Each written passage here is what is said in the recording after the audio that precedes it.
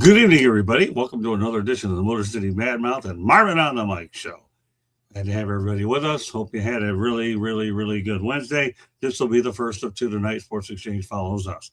Glad to have you back, Marvin, on our show. We got 6 topics that go to not only rapid fire, but they're pretty strong ones for sure, right up your alley. Let's do it. I'm ready to roll, baby. All right, well, let's talk about our featured topic of the night first. Spygate 2007. Was this the reason Bill Belichick was snubbed from the Pro Football Hall of Fame, Marvin?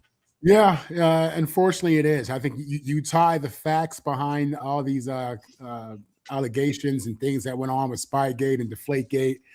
You tie that into the jealousy people already have for the Patriots, and it's a reason for people to not want to vote Belichick in there. I mean, this guy won 6 Lombardis. 6. All right.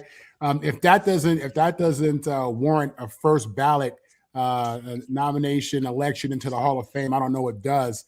I think at the end of the day, he's absolutely going to get in. I'd be shocked if he didn't get in on the second try. But I think you got a lot of people who, like I said, just mixed in the fact that they thought he was gaining an unfair advantage in Spygate. And I get that. When you're out there watching a team practice, watching their first 15 plays, watching what their script's going to be, it will give you an advantage, and it kind of sets the tone for the rest of the game. So I understand people who are upset about this. Obviously, you saw what baseball did to Pete Rose, and I hope that this is nothing like that at all, and I don't think it will be.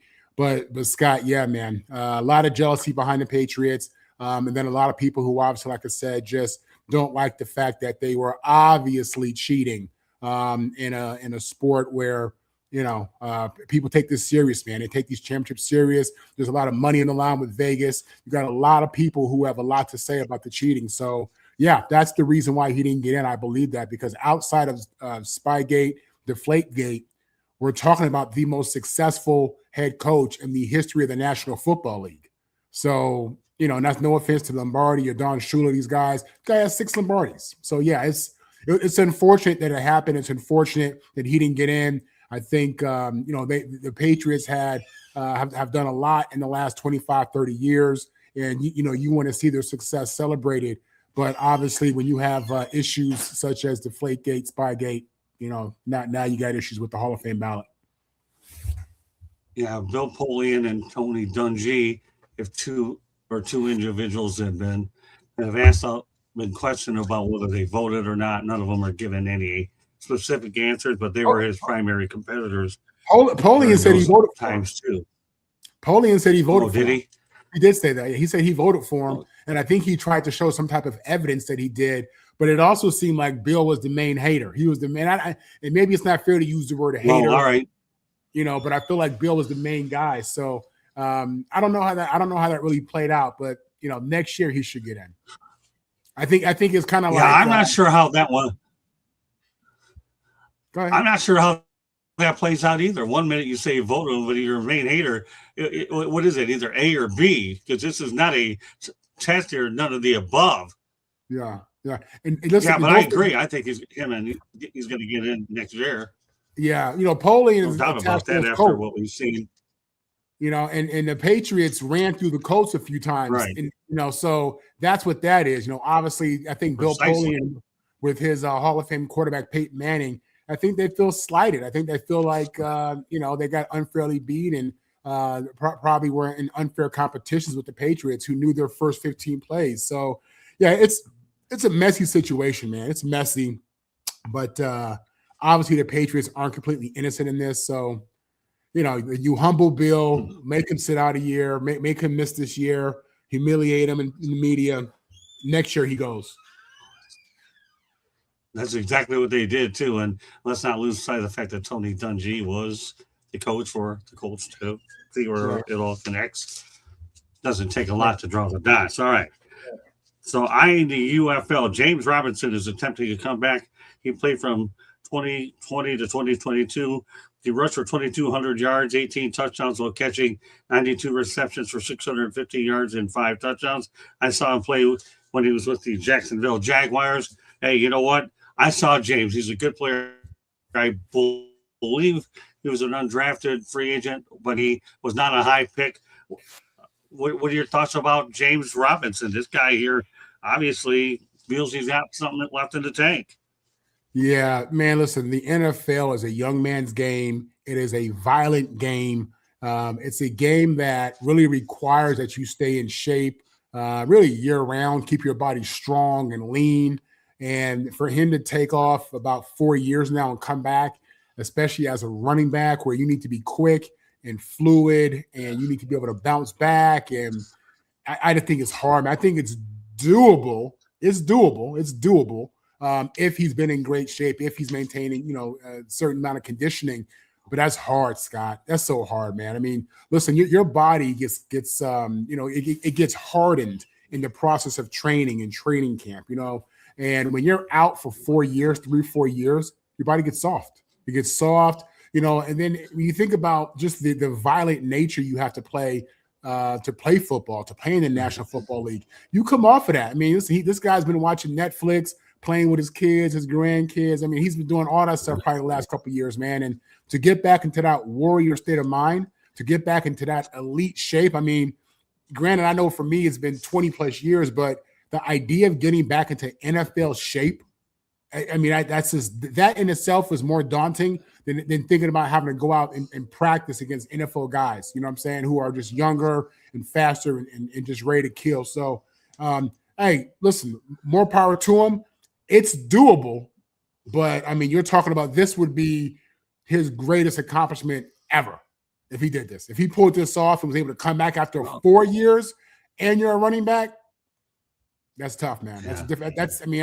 I'm not saying that what Phillip Rivers did was easy, because it was not easy for him to even have the guts to come out there. But I mean, a running back and a quarterback, it's a little bit different in regards to the physicality and attacking, and that's hard, man. I've been in that running back room. Those guys are in great shape. I was in great shape. I mean, it's just a different deal, man. So good luck, James. Well, again, he's starting with the United Football League. If he can't get through the UFL, I'll be darned if he's going to get to the NFL for sure. And you're right. He's definitely not no Phillip Rivers for sure.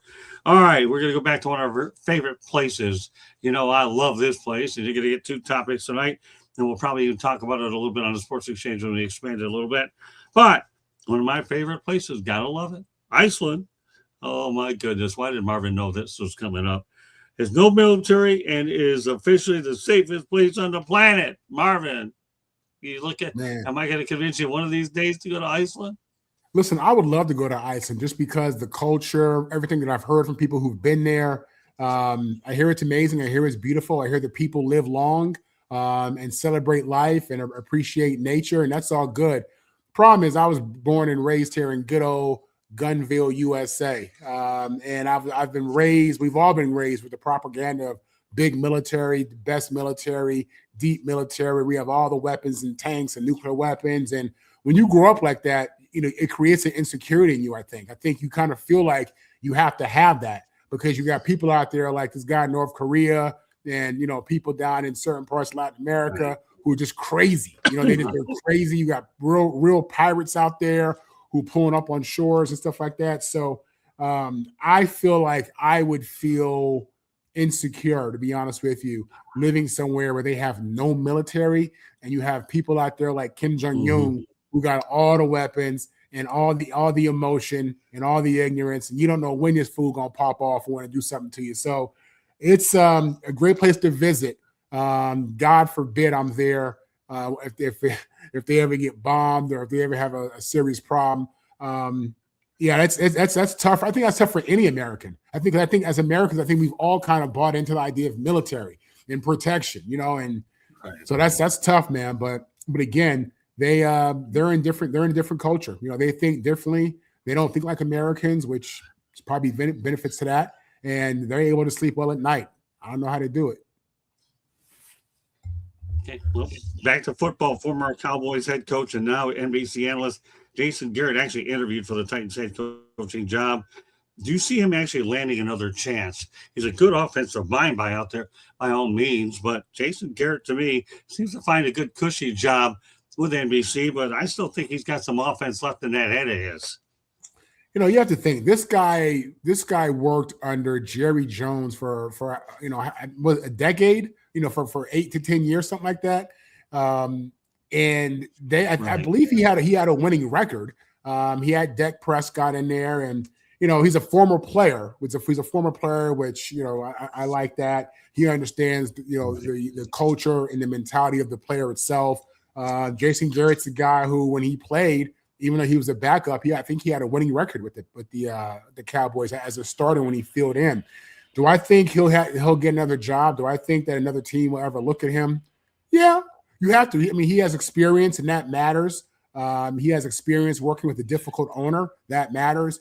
He has experience in some, I guess you could say, some level of success, and having a good young quarterback.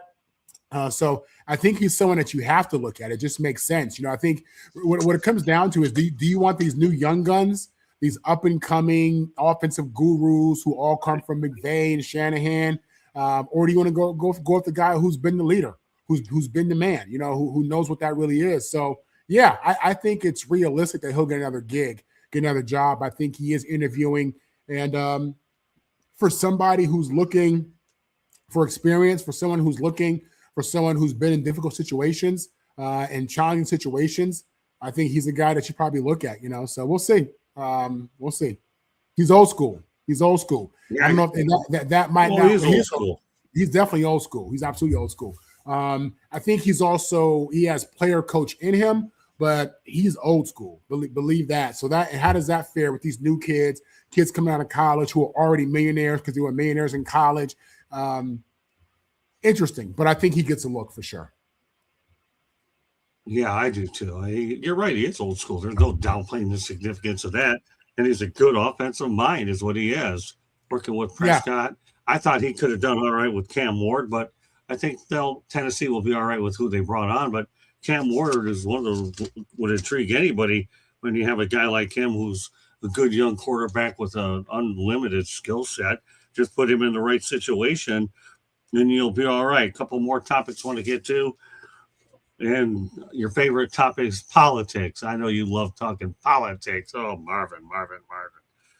Argentina's Javier Milei, who's the president, praises the U.S. capture of Nicolas Maduro as excellent news. What do you think of that one, Marvin? Yeah, Maduro was a threat, to people in Latin America, South America. This guy was the real cocaine cowboy out of Venezuela, pretending to be the president.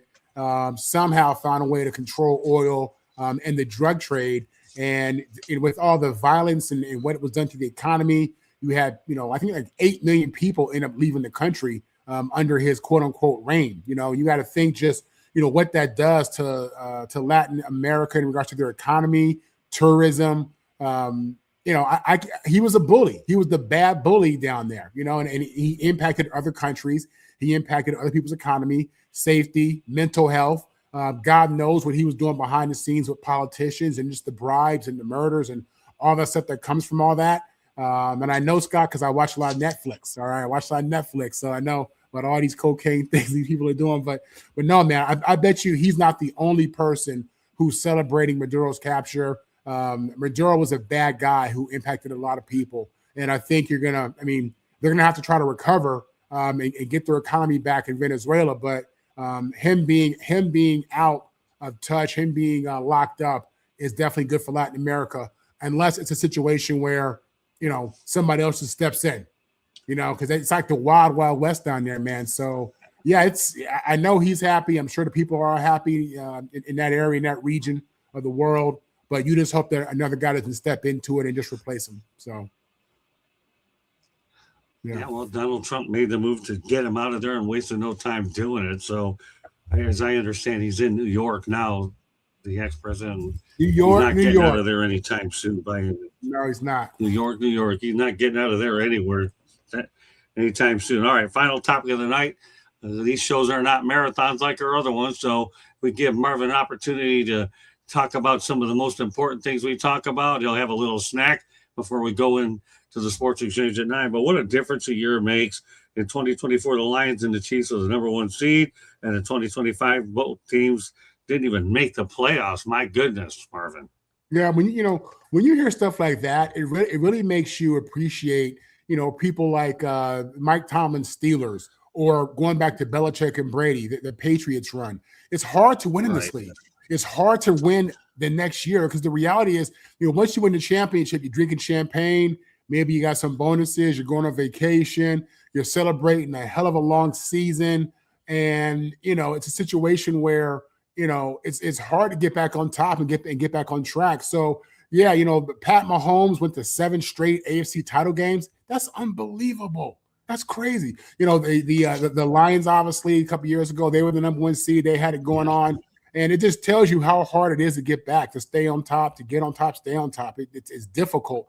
You have 32 teams out there gunning for the championship. Everybody thinks they have a role. Everyone thinks they have an opportunity. Everybody thinks they have a chance.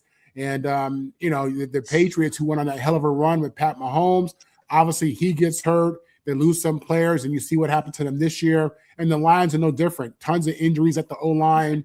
They lose their coordinators, and all the things that, were in their favor are gone. So it's hard to win in this league, Scott. It's hard to stay consistent. It's hard to stay on top. It's hard to be the champion. It's hard to be the repeat champion. It's hard to get the number 1 seed.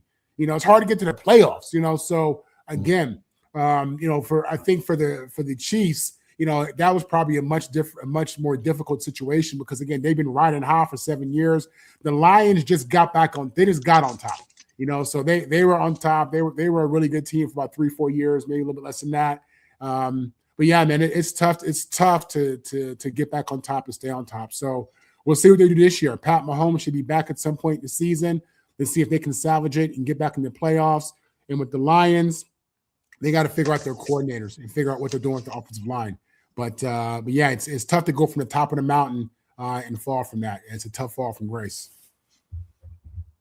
Yeah, both of them did. Obviously, we all know about the parity in the league. That's obviously the biggest thing that works to the NFL's benefit. Andy Reid obviously wasted no time bringing back Eric Bieniemy as his offensive coordinator because he feels he's one of the most respectable football minds out there. So great stuff. We're going to get ready for the Sports Exchange shortly. We're going to have Candy come in here and give us a station break. Anything she wants to add that we haven't talked about? Or actually, Marvin, let's give you a parting shot first that you can say whatever you want to say, and then we'll Candy and I will listen to it. Maybe we'll add to that. Go ahead. Parting shot. I'll tell you what, at this point, a little heartbroken, a little sad, a little depressed, not going to lie. The end of football season is always kind of a big deal to me. It's always been that way. I love other sports. I really do. I'm into the Lakers and LeBron and the NBA. I like growing up in LA and New York. I love the Yankees and the Dodgers. And this is a great time to be a Dodger fan for sure. So, I'll transition here, man. But to all of us football nerds who are 24/7, this is going to be a tough next few months, man, And now it's time to turn our heads to the NBA All-Star game and get into an NBA mode. But second thing, how about them Seahawks? How about Sam Darnold out there bouncing back, showing how resilient he is, showing what it really is to be a Trojan and to really fight on through adversity. This guy was the number 3 pick in the draft 7 years ago, bounced around. People thought he was going to end up being a career backup. And look at him now, Super Bowl champion, starting quarterback for the Seattle Seahawks, the first USC Trojan to ever start a quarterback in the Super Bowl. What a story of resiliency. What a great sports story. Looking forward to see what else comes from him. Yeah, well, means okay. Well, my parting shot's going to be, I'm glad that Justin Verlander has returned to the Detroit Tigers. He says he has unfinished business up there in Detroit. Didn't win a World Series there. They brought him in 1 year, $13 million, $11 million of it's deferred. Candy, you have a parting shot or anything you want to add to it? There's been a lot of people. There's a lot of sports going on. But the one thing I would say is tune into some of these Olympics because these people train 4 years because Winter Olympics are only every 4 years. So they only get this chance once every 4 years. So support the people that are, out there. The curling couple that took silver, ice dancing took silver. There's a speed skater that is from Kewaskum, Wisconsin, that set a world record today and took a gold medal in speed skating. So enjoy some of the, the winter sports that some of us aren't I'm not a skier. I'm not a skater, but I can appreciate good athletes because that's what they are. And some of these bobsleds and all the different, the hockey, the women's hockey shut out Canada 5-0. They've outscored all of their opponents in the first 5 games. I think they've only allowed like 1 goal. They're just playing at the top of their game. So enjoy the Olympics. That's, I guess, my parting shot. And of course, the boys of summer started today. Pitchers and catchers reported to training camp for baseball. A lot of the different teams. So get ready. Yeah, we'll be getting into that a lot too, Marvin. That's for sure. That's Candy and I. Baseball's our thing and so forth. All right, Candy, station break. Then we're going to go to Sports Exchange in about 30 minutes. Marvin will be on there with us, Candy, Tony. Yeah, at least 4 of us are planning to be on. Okay, right, South Florida Tribune Publishing Company published a book, Lessons from the Microphone, Tuning into the Enduring Wisdom of Visionary Leaders. It is written by your host, Scott, the Motor City Madmouth Morganroth. Talks about his 40-plus years in the media business and how it has evolved. Old school media versus the new school media. Get your copy today. It's available on Amazon, Barnes & Noble, Kindle, Google, and Apple Books. The audiobook is also out there, so wherever you get your audiobook, go get this. There's a link on our website, www.southfloridatribune.com, where there is a plethora of great content, so go check it out. We have some great writers that write, so if you're one of these NFL or football junkies, you can go to our website and you can read Mr. Jeremy Ballrick. He has been writing about different draft picks. So if now, obviously, with the Super Bowl over, we're looking forward to pro days, the NFL Combine, and then the NFL Draft. So if you are interested in some of the players that are out there, he's writing some previews. So go check those out as well. If you like to listen to podcasts, you can find us wherever you get your podcast. If you see the red subscribe button in that lower right-hand corner, that means you have not yet subscribed to us. What are you waiting for? Just click it like a share us. And then tell all your friends and family. And then, most importantly, turn on your notifications so you're notified every time we go live, because you just never know when a show's going to pop up that you're going to be interested in watching. Back to you, Scott. Yeah, actually, Michael Romero in the chat room. Let's put his comments up. Thanks for popping in here, Mike. Much appreciated. Spygate or Inflategate. Yeah, I tell you what, you said it right there. 1 or 2 of them probably cost Belichick his first year. Like you said, Marvin, I do think he'll get in next year by all means. So, but doesn't that show, mean this one goes a little? One thing, Scott, isn't next year Tom Brady's first year? So wouldn't they then go in together? Kraft, Belichick, and Brady. Possible. Yep. Yeah, I don't know. Yeah, I don't think many people have actually looked at it that way. Not too many people have seen it that way, but you never know. That could be something that we think about that could end up happening at those. Yeah, as we get closer to it. Yeah, we've been looking at the other way with the negative here. Yeah, you did. Okay. Candy, Scoop, Ebling. There you go. There we go. I got another scooper here. I'll tag her with that name. Well, all right. Well, that does it for us. Motor City Madmouth and Marvin on the mic.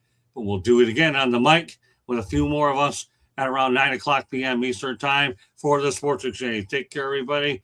Glad you could join us, and we'll catch you the next time. Have a good night, everybody. Bye now.